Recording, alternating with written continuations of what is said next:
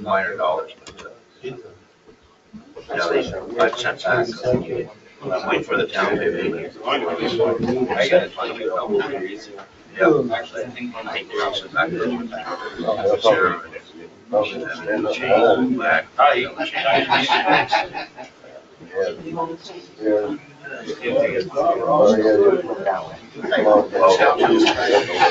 right, good morning. 6:30 on the dot. How's everybody this morning? Good. Everybody have a good week? Yeah. Yeah, a little rainy. Hopefully it breaks for us this weekend, beginning next week, and then maybe some more. We'll see. So this week's code of conduct, we're back to the top. Strive to maintain a positive and professional image of ECI to our employees, our clients, vendors, subcontractors, and to the public.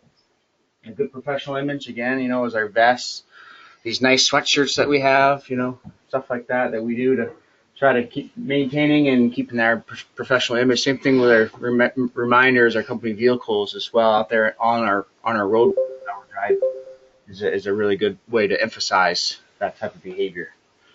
So we got a lot to get to this morning. So quick safety news. Tonight, another good solid week. We're up to 134 days now, recordable free. We're doing an excellent job. Let's keep maintaining this and keep working together, using your resources, using all that we have to offer to you guys. Again, we're here to help. If you have any safety questions, concerns, call us. We'll be there right on site to help you weed through any issues that you might have or some decisions you need to make. Just utilize us, and hopefully we can continue this trend.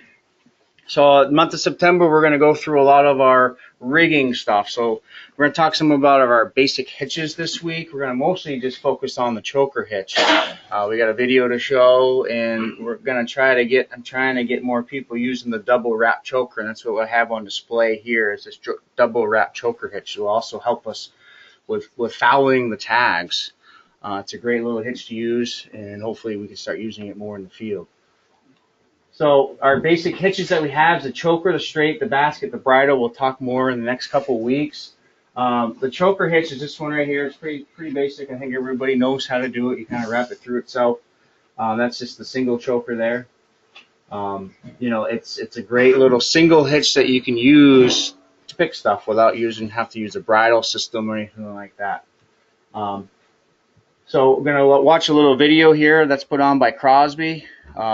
Crosby is one of the manufacturers that we use for a decent amount of our rigging. Campbell is our kind of preferred choice because of our... One of the basic hitches when using slings is called the choker hitch. The choker hitch is formed when one leg of the sling connects back to itself. A choker hitch does not have the full capacity of the straight leg vertical hitch.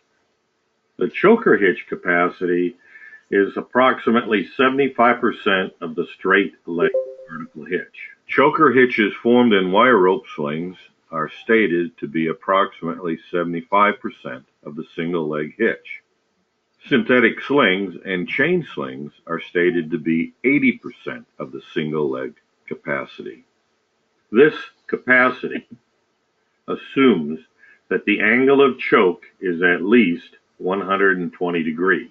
Some standards, such as API RP2D offshore environments, require slings of all types when used in a choker hitch application to have a capacity of no more than 70% of the straight leg vertical hitch. The sling's capacity is reduced further if the angle of choke is less than 120 degrees. In fact, if the sling is bent back over itself, with the angle of its choke approaching 0 degrees, the sling's capacity would be reduced by 50%. A single leg choker hitch is easy and convenient to use and can work well on simple, short loads, but it does not always provide the load control and grip needed for safe and effective rigging. Sometimes multiple leg slings choked on both ends of the load are required to gain the load control necessary. If choker hitches are used, the user must always ensure that the slings cannot slip or slide along the load. It is important to note that a standard choker hitch does not provide a full 360-degree contact with the load. A double wrap choker hitch is better for handling those hard-to-handle loads and bundles of materials like rods or pipe that require more sling contact to hold them in place. Make sure the slings do not overlap at the bottom of the load when you form the double wrap choker. As a final note, the user should always make sure that all slings are protected from edges, corners, protrusions, or abrasive surfaces in order to protect the sling from any damage.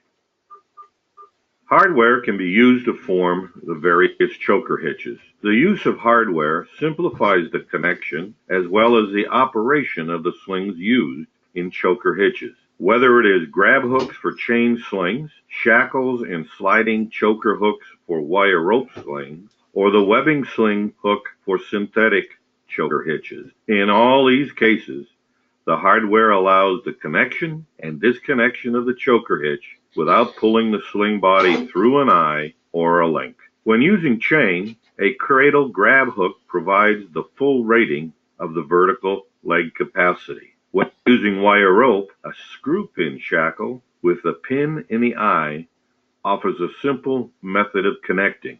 When using a web sling, the sliding choker hitch prevents bunching and simplifies the connection and disconnection of the sling.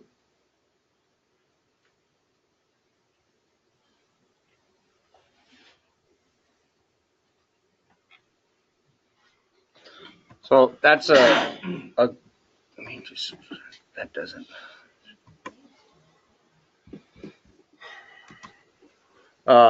So a quick question here for improved load security, which hitch would be best for load security? Load security means you have a lot of surface contact. Okay, you can see the percentage. You know, we do this very similar. We just wrap it once, back to itself. Okay, we're only getting 3% of surface contact that way. That's why we're slipping, or we're having issues picking stuff because we're not having that surface contact. So then you got a single wrap back. You're having more surface contact, about 7%, and then choker hitch with the eye pulled down. But again, you've got to reduce that capacity. And then the double wrap choker gives us 79% of surface contact with what we're trying to do. So we're not going to slip at all on what we're picking. We're going to pick it pretty evenly as long as it's center. All right, so that's why that double wrap choker is best practice for rigging. It really is.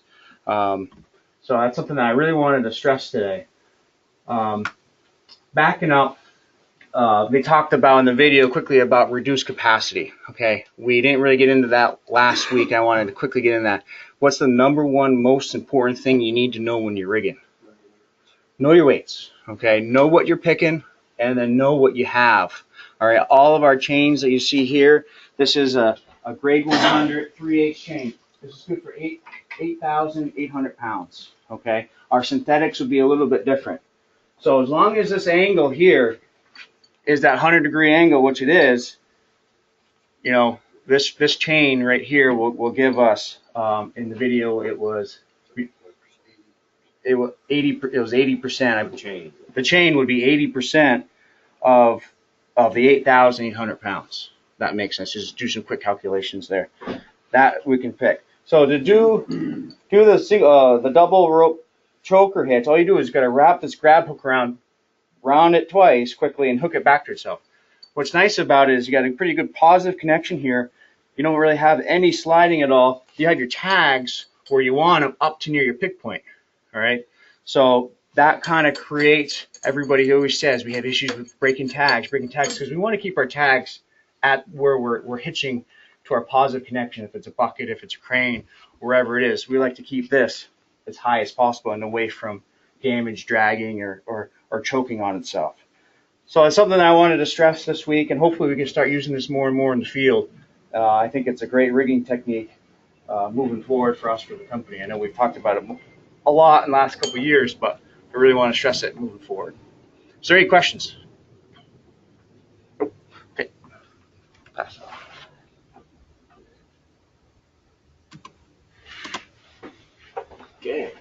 Thanks, Matt. Bringing inspection and storage. We got the right one?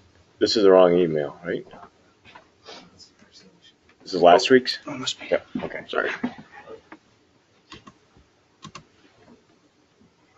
Last night. Hopefully I sent the right one out. There we go, rigging basics. Okay, there were no corporate announcements.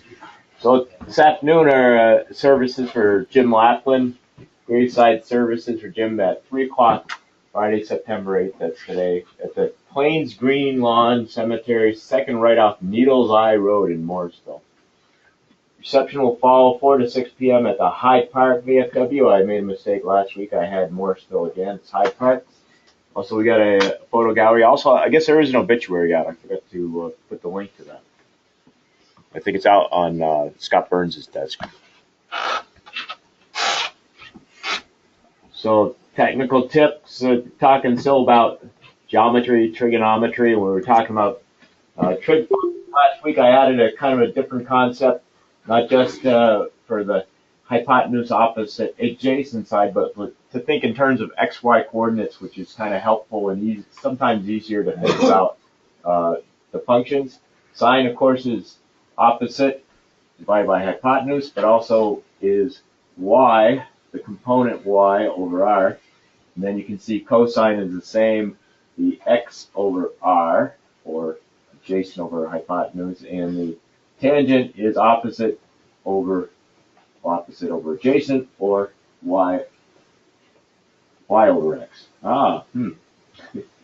Okay. So, right, it should be y over x.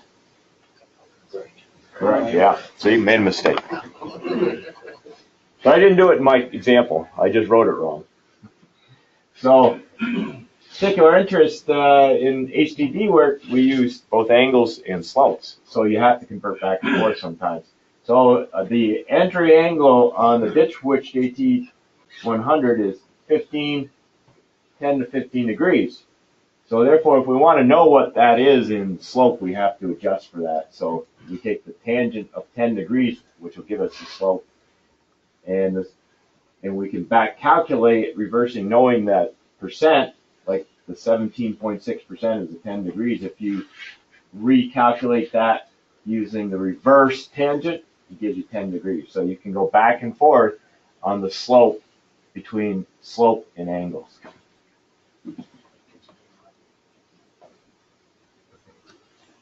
So that's pretty useful and stuff we use every day.